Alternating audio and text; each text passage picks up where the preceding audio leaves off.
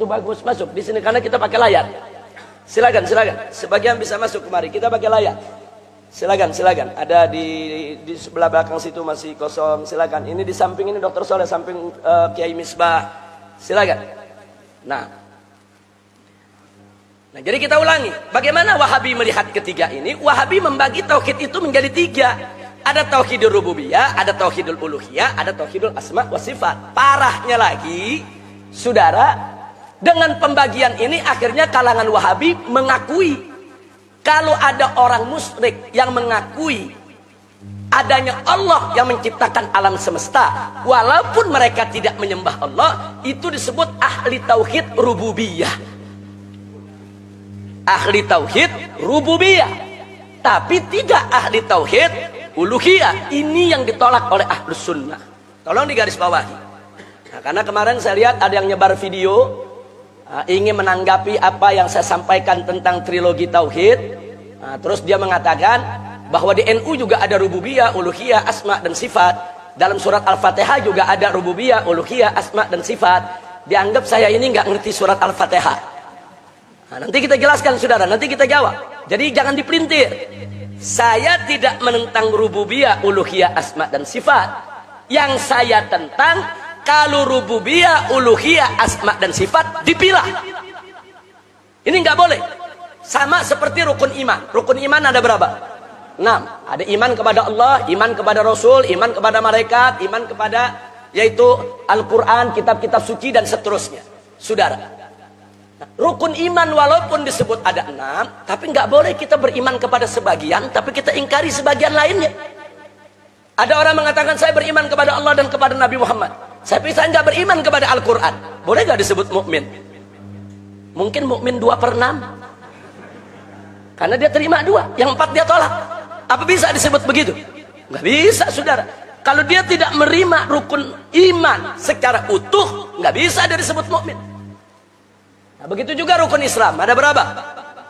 Ada 5. Yang pertama, pengucapan 2 kalimat syahadat. Yang kedua, menegakkan sholat. Kemudian masih ada lagi puasa Ramadan dan juga zakat serta haji.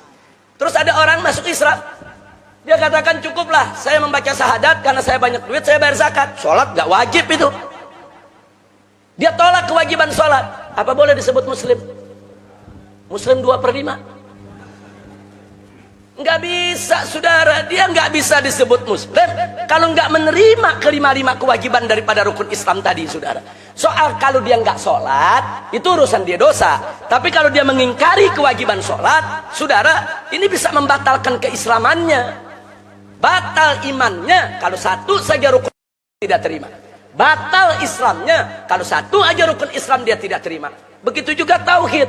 Batal tauhidnya kalau satu aja ada unsur ini dia tidak terima. Kira-kira jelas tidak? Nah, ini sengaja saya mesti hati-hati menyampaikannya karena banyak orang nggak paham apa beda Aswaja sama Wahabi dalam soal trilogi tauhid. Kelihatannya sama aja, nggak sama, saudara. Aswaja itu menerima rububiyah, uluhiyah, asma dan sifat sebagai unsur yang harus ada di dalam tauhid dan tidak terpisahkan. Satu saja dipisah, batal tauhidnya. Nah, itu yang nggak boleh kita lupa. Beda dengan kalangan Wahabi. Kita urai. Mari kita urai, saudara. Kita lihat di sini apa sih yang dijadikan dalil oleh kalangan Wahabi ini tentang trilogi tauhidnya. Antara lain, saya sebutkan antara lain surat Az-Zumar ayat 3 dan 38. Di ayat 3, saudara, Allah menceritakan tatkala orang-orang musyrik yang menyembah berhala diajak oleh Nabi untuk menyembah Allah dan meninggalkan berhala, maka mereka berkata kepada Nabi, "Ma na'buduhum illa liyuqarribuna ilallahi zulfa." Artinya kami tidak menyembah mereka, mana buduhum, kami nggak sembah itu berhala-berhala, illa melainkan liyuqarribuna, untuk mendekatkan kami ilallah, kepada Allah, zulfa, sedekat-dekatnya. Jadi artinya menurut kalangan Wahabi berarti orang-orang musyrik di zaman Nabi udah kenal Allah.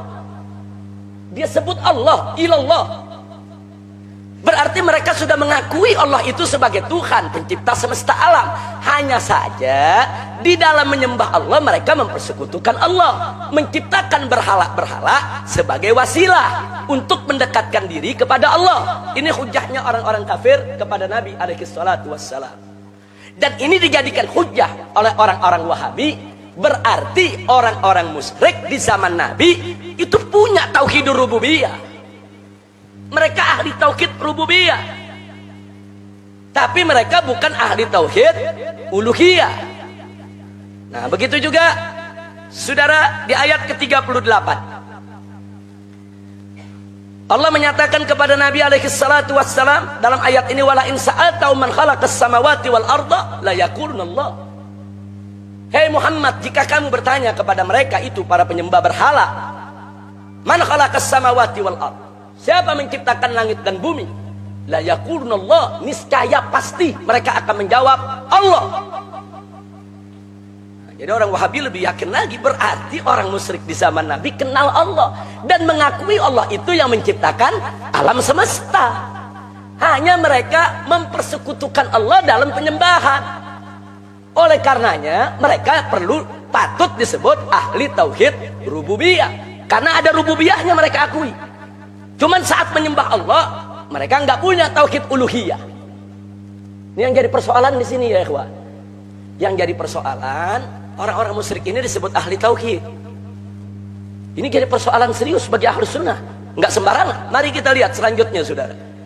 Jadi surat Az-Zumar ayat 3 dan 38 tadi menginformasikan kepada kita bahwa kaum musyrikin di zaman Nabi mengakui akan adanya Allah subhanahu wa ta'ala sebagai Tuhan pencipta alam semesta. Kalau begitu saudara, mereka adalah ahli tauhid rububiyah dalam pandangan Wahabi. Dan dalam surat Az-Zumar ayat 3 dan 38 tersebut juga menginformasikan bahwa kaum musyrikin di zaman Nabi masih tetap mempersekutukan Allah subhanahu wa ta'ala, sehingga mereka bukan ahli tauhid uluhiyah. Nah, kita sepakat dengan Wahabi, mereka bukan ahli tauhid uluhiyah. Oke, kita sepakat.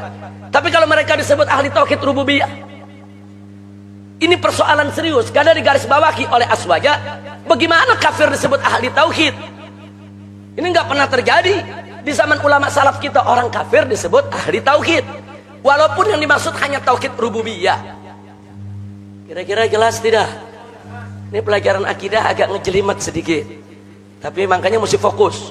Nah, ini perhatikan, tolong fokus betul ini pelajaran ya ikhwan. Ini yang kita tolak. Nah, jadi jangan dipelintir. Ini ustadz-ustadz Wahabi ini di YouTube dipelintir seolah-olah yang saya tentang Habib Rizik nggak mengakui rububiyah, Habib Rizik nggak mengakui uluhiyah, Habib Rizik nggak mengakui asma dan sifat. Kalau saya nggak akui, saya udah kafir. Itu kalau nggak ngakui tiga-tiganya udah kafir pangkat 3 itu. Jangan, bukan itu. Saya tidak menentang uluhiyah, rububiyah dan asma dan sifat bagi Allah. Yang saya tentang kalau rububiyah dan uluhiyah dipisah. Akibatnya begini. Ini yang kita tolak. Nggak bisa orang kafir disebut ahli tauhid. Tunggu dulu saudara, kira-kira jelas tidak? Baik, nah sekarang mari kita lihat lagi. Nah sekarang ini implikasi hukum kepada orang musyrik disebut ahli tauhid. Nah sekarang bagaimana implikasinya terhadap muslim yang bukan Wahabi? Mari kita lihat. Kita nih Asy'ari. Asy'ari mengakui akan adanya Allah subhanahu wa ta'ala sebagai Tuhan pencipta alam semesta dan sebagai satu-satunya Tuhan yang berhak disembah. Betul? Menurut Wahabi, kita ini Aswaja, Asy'ari adalah ahli tauhid rububiyah dan uluhiyah. Nah, kita diakui nih sebagai ahli tauhid. Kita semua diakui sebagai ahli tauhid. Tapi tauhid apa? Rububiyah dan uluhiyah. Nah sekarang Wahabi melihat bagaimana akidahnya kaum Asy'ari. Asy'ari tidak mengakui bahwa Allah subhanahu wa ta'ala punya tangan, punya kaki, punya betis, punya wajah, punya mata, serta duduk, lari, naik, turun, dan tertawa seperti makhluk. Asy'ari nggak ngakui itu. Nah, menurut kalangan Wahabi, kalau Asy'ari tidak mengakui ini semua, berarti kaum Asy'ari ingkar terhadap sifat Allah. Karena Allah yang menyebut dalam Al-Quran, Yadullah, tangan Allah, berarti Allah punya tangan.